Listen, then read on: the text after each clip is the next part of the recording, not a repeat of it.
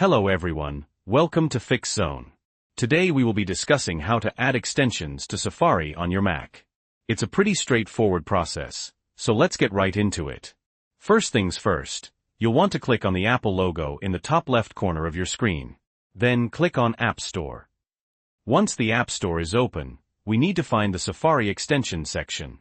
To do this, click on Categories in the left-hand menu. You'll see Safari Extensions there, so go ahead and click on that. Now you can browse all the available extensions for Safari. But if you're looking for something specific, click on the search bar in the top left corner and type in the extension you want. In this example, I'm going to search for AdGuard.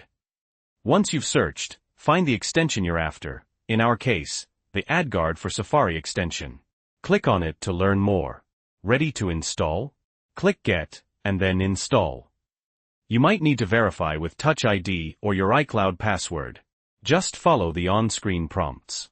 Once you've verified, the extension will start downloading and installing directly into your Safari web browser. In most cases, the extension will automatically activate after it's installed. But let's double-check, just to be sure. Open Safari. At the very top of your screen, click on the Safari tab. Then choose Settings. In the Settings window, click on the Extensions tab. You should now see a list of all the extensions you've added. You can see that AdGuard is there, and it's ticked, which means it's activated.